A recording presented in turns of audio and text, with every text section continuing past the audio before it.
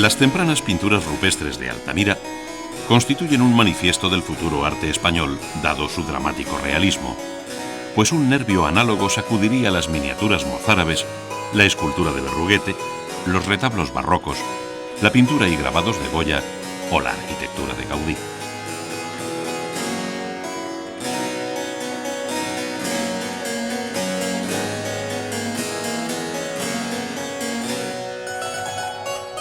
Es aquella veta brava del arte español en la que se refleja un modo de ser fruto de una singular historia tejida entre la cruz y la media luna en un paisaje rico de contrastes y matices, tantos como los que separan la Alhambra de El Escorial, haciendo posible obras como la de Picasso que cambiarían el rumbo de la historia del arte universal.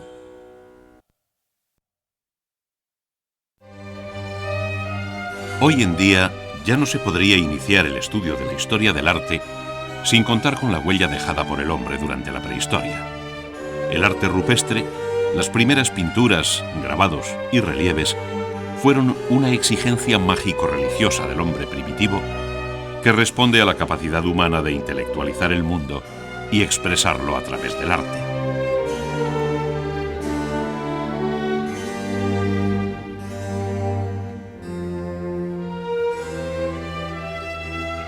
En España hay magníficos ejemplos del arte parietal paleolítico, como la famosa cueva de Altamira, e importantes muestras de períodos posteriores a las que pertenecen las pinturas levantinas con representaciones humanas.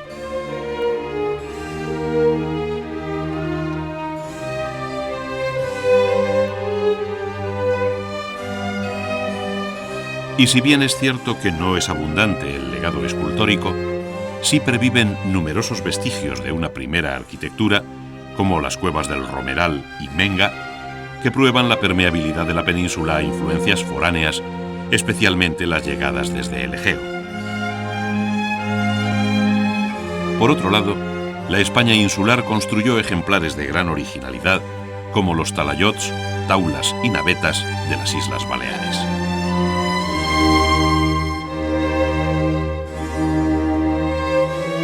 Tanto las culturas peninsulares como las insulares, creadoras de nuestro primer arte, se fueron formando al contacto constante con otros pueblos del Mediterráneo.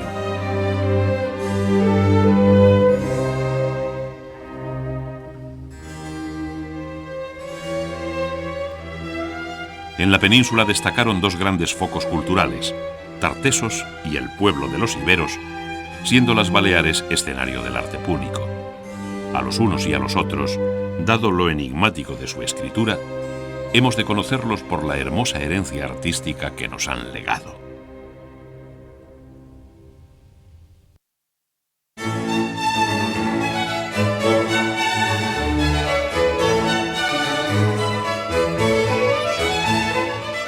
Los romanos dominaron Hispania durante 5 siglos y dejaron una huella profunda de su paso.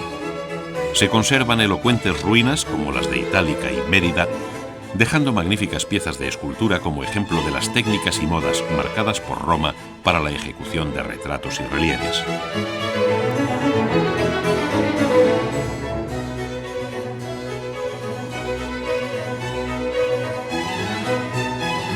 Asimismo, hay numerosos restos de mosaico y cerámica, industrias ambas que tanta importancia tuvieron para el ajuar y decoración de la casa romana.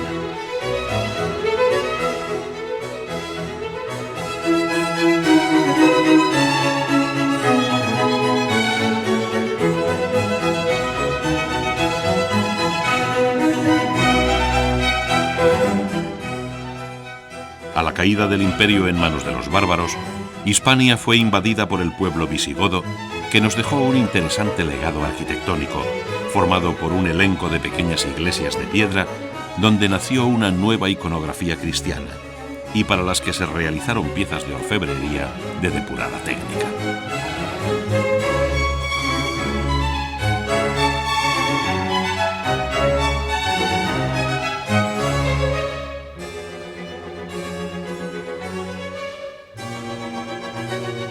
A principios del siglo VIII, los ejércitos islámicos cruzaron el estrecho de Gibraltar y los visigodos se refugiaron en el pequeño reducto de los valles asturianos. Esta circunstancia propició la nueva monarquía asturiana, que se mostró escasamente tributaria de la visigoda, siendo su arte perfectamente equiparable al que se hacía bajo Carlomagno al otro lado de los Pirineos.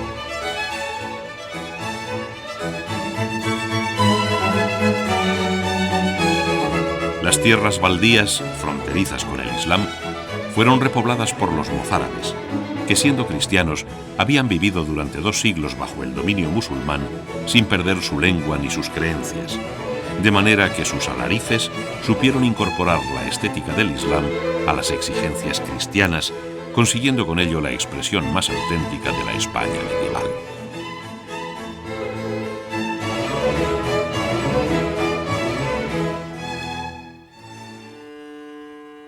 Durante más de 700 años, los musulmanes dominaron buena parte de la península ibérica, siendo la más occidental y lejana de las provincias del Islam. Conocida con el nombre de Al-Ándalus, recibió al último de los omeyas, Abd al-Rahman, que sacudió el yugo del califa de Bagdad.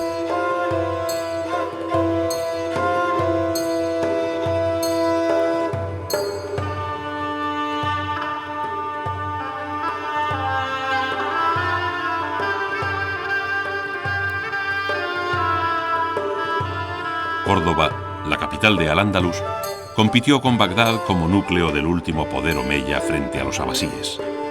De aquella Córdoba musulmana nos quedan 2 importantes testimonios: su grandiosa mezquita Al-Jama y las magníficas ruinas de lo que fue el palacio de Medina Zahara.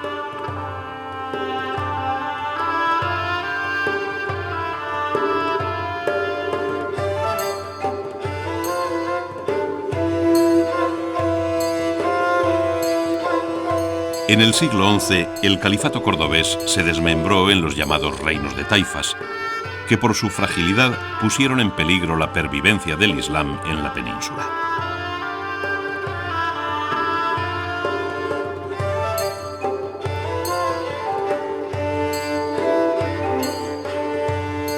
En su ayuda, llegaron desde el norte de África los almorávides y almohades, fanáticos religiosos, que dejaron también importantes huellas artísticas de su estancia en nuestro suelo.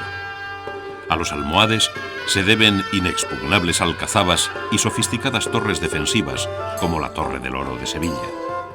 No obstante, la obra más señalada de la arquitectura almohade fue la Mezquita Mayor de Sevilla, cuyo alminar conocemos hoy bajo el nombre de La Giralda.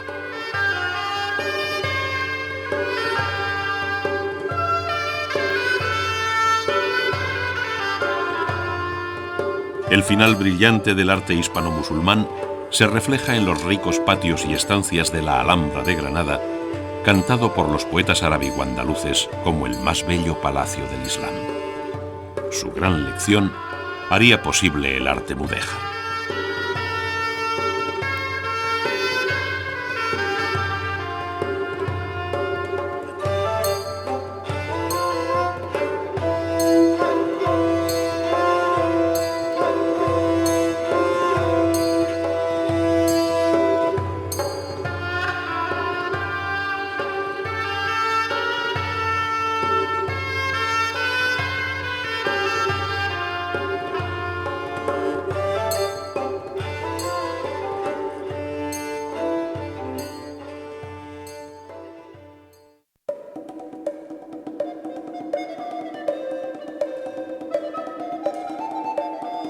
El arte románico penetró en la península atravesando los Pirineos por el camino jacobeo desde Francia en dirección a Santiago de Compostela y desde el norte de Italia hacia tierras catalanas.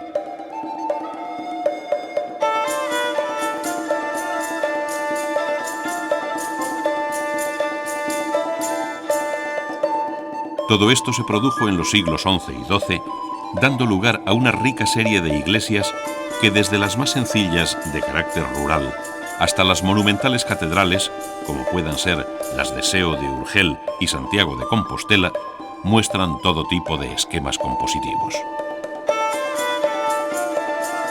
La llegada de esta arquitectura a los reinos cristianos peninsulares, desde el Condado de Barcelona hasta el Reino de Galicia, pasando por Aragón, Navarra, Castilla y León, dio forma a multitud de monasterios, especialmente de la Orden Benedictina de Cluny, favorecida por los monarcas en la difícil tarea de repoblar las tierras recién conquistadas a los musulmanes.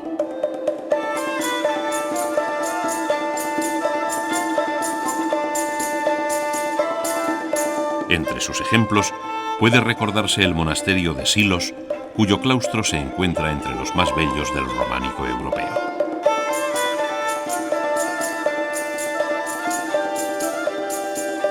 A estos monjes negros o benedictinos seguirían los monjes blancos o cistercienses, fundadores también de un alto número de cenobios, entre los que destacan Poblet y Santes Creus, que se hicieron eco de las primeras bóvedas nervadas.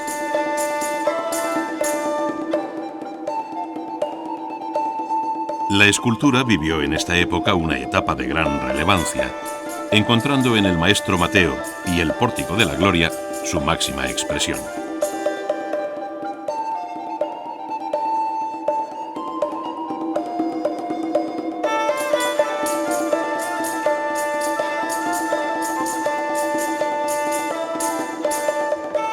Por otra parte, la pintura mural al fresco, con su vivo colorido e imágenes de inspiración bizantina, decoró bóvedas como las de San Isidoro de León y ábsides como los de Santa María y San Clemente de Taúl.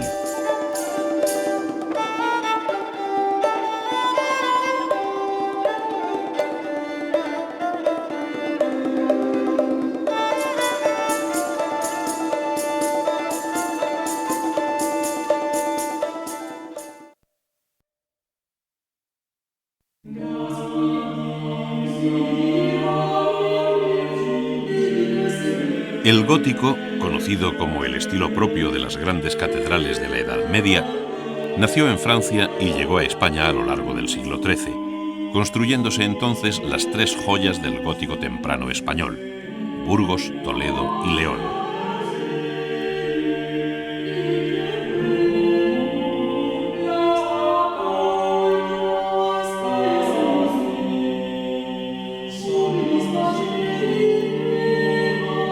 Las tres repitieron fórmulas constructivas del país vecino, nutriéndose de soluciones arquitectónicas y modelos escultóricos vistos ya en París y Reims.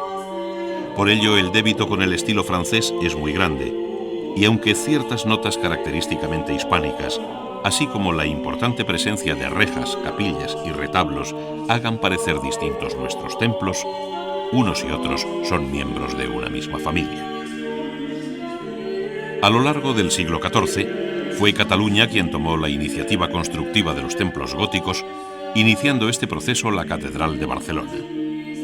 El gótico catalán se interesó por el desarrollo interno del espacio unificado y con este concepto generó iglesias magníficas de una sola nave, como Gerona, o de tres de análoga altura, con soportes esbeltos y prismáticos que ampliaron el espacio visual, como la Catedral de Palma de Mallorca.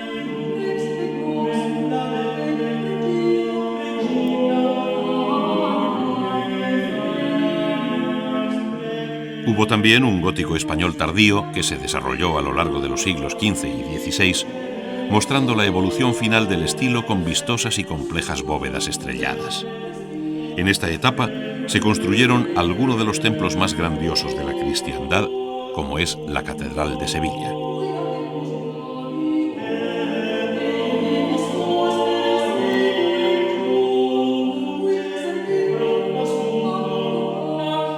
El gótico español se cierra con el arte de los reyes católicos, en el que se dieron cita de modo irrepetible elementos de origen tan diverso como Flandes, Italia y el Islam.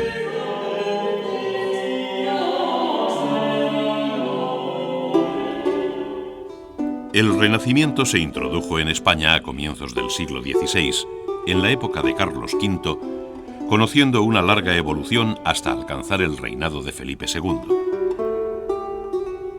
No obstante, desde finales del siglo XV se levantaron en Castilla iglesias y palacios italianizantes bajo el mecenazgo de la familia de los Mendoza. El estudio de la arquitectura renacentista en España plantea la dificultad de su heterogeneidad, pues junto al estilo que llamamos plateresco, caracterizado por una menuda decoración que recuerda el arte de los orfebres, se desarrolló una singular tendencia, patrocinada por el cardenal Cisneros, que incorporó fórmulas y elementos decorativos propios del arte mudéjar. A la vez, se dio una tercera vía que incorporó fórmulas arquitectónicas llamadas a lo romano, llegadas de Italia, que hicieron más fecundo aún este siglo de oro del arte español. Surgieron así palacios como el de Carlos V en la Alhambra, universidades como las de Salamanca y Alcalá, catedrales como las de Granada y Jaén, entre otros muchos edificios, hasta llegar a la obra que resume todo el esfuerzo político, económico, religioso y artístico de una centuria, como es el monasterio de El Escorial.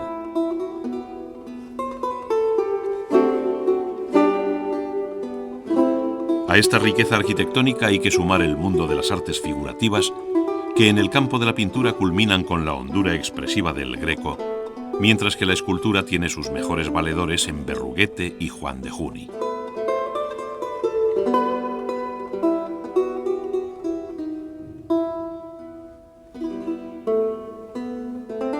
Durante el siglo XVII, la arquitectura española repitió esquemas escurialenses, unas veces complaciéndose en la monotonía mural de ingentes fachadas de piedra y otras evocando en ladrillo y pizarra la fría arquitectura de Escuadra y Cartabón de Herrera.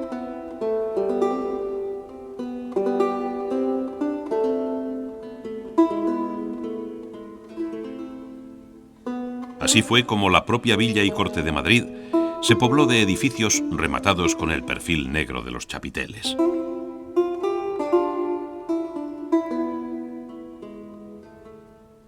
Después, el barroquismo arquitectónico se interpretó como una delirante puesta en escena de las fachadas que condujo al llamado estilo churrigueresco.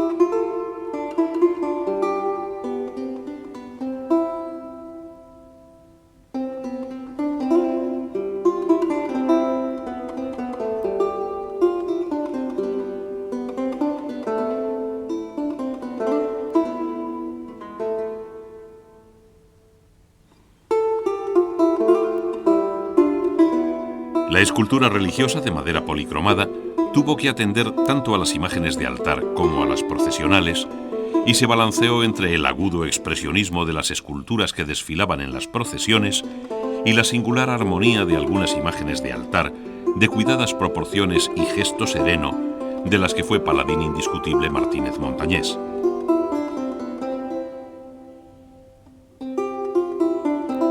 En el siglo XVIII, el realismo fue cediendo paso al arte amable y más sereno del escultor murciano Francisco Salzillo.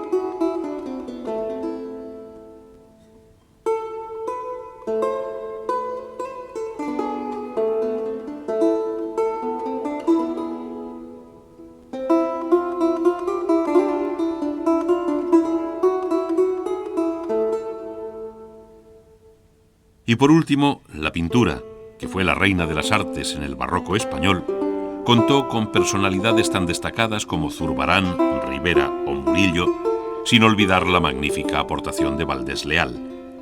Pero no tuvo un representante más cabal que Diego Velázquez, que supo resumir en su severo universo pictórico el universo real de la España de su tiempo.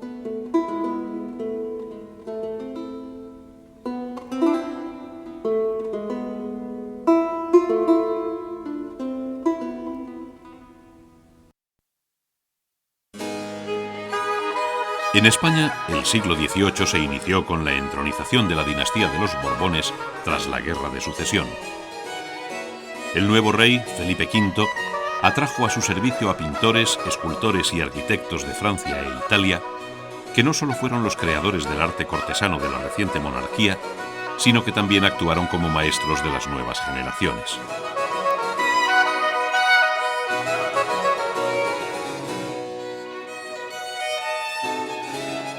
En talleres como el de La Granja o el de Domingo Olivieri, los jóvenes escultores españoles aprendieron las técnicas y los nuevos conceptos estéticos.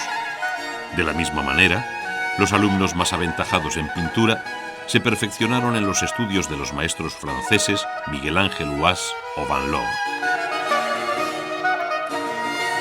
En el campo de la arquitectura, el italiano Sacchetti, discípulo del viejo maestro Yubarra, creó a partir de la gran obra del Palacio Real de Madrid una escuela de futuros arquitectos entre los que destacaría el español Ventura Rodríguez. Al mismo tiempo, aquellas grandes construcciones palaciegas determinaron también una edad de oro para las artes decorativas, que vistieron con su esplendor los salones de los palacios. A mediados del siglo, el celo de la Real Academia en hacer respetar las normas clásicas desembocó en el neoclasicismo.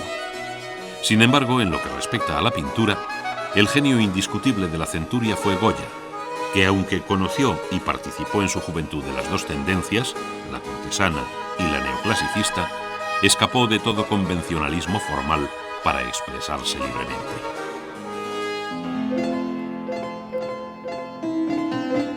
En los primeros años del siglo XIX, España hubo de soportar la Guerra de la Independencia primero y la escasa protección a las artes por parte del monarca después. En este ambiente cortesano de Fernando VII, el arte y los artistas españoles sobrevivieron malamente.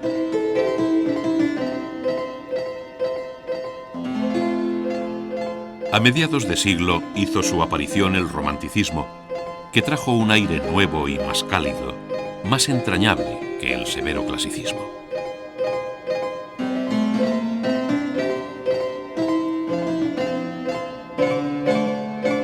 La etapa romántica coincidió con el reinado de Isabel II, durante el que la melancolía romántica impregnó en cierta medida a las artes, que tuvieron un aparente resurgir gracias a las exposiciones nacionales.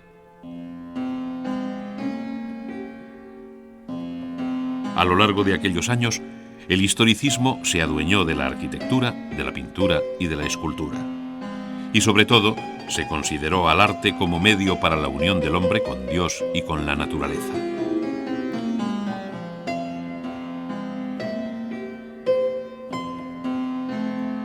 La segunda mitad del siglo se cubre con la rica experiencia del eclecticismo, que tuvo muchas facetas, incluyendo la incorporación ocasional del hierro y el cristal. Sin embargo, por encima de todos los arquitectos de este periodo, destaca la figura, humilde como persona, pero colosal como arquitecto, del catalán Antonio Gaudí. Él hizo los edificios más notables en torno a 1900, cuando despuntaba aquel modernismo que prologa el siglo XX.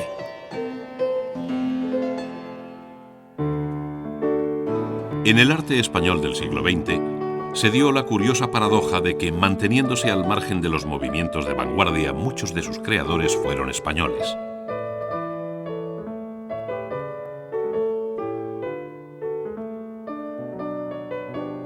En todos los campos se parte de una tradición figurativa y estilística en la que poco a poco irán abriéndose paso las nuevas corrientes, primero de forma muy minoritaria hasta los años 30, para conocer en torno a los 60 una fuerza arrolladora que hará del arte español de los 90 una pieza fundamental del arte del mundo contemporáneo. Esto se ve en la arquitectura, que repitió hasta muy entrado el siglo modelos historicistas que frenaron nuestra incorporación al movimiento moderno. Después de la Guerra Civil, tradición y modernidad marcaron una doble pauta que dejó buenas arquitecturas debidas a los alumnos salidos de las escuelas de Madrid y Barcelona, hasta llegar a nuestros días con los grandes nombres españoles de la arquitectura internacional.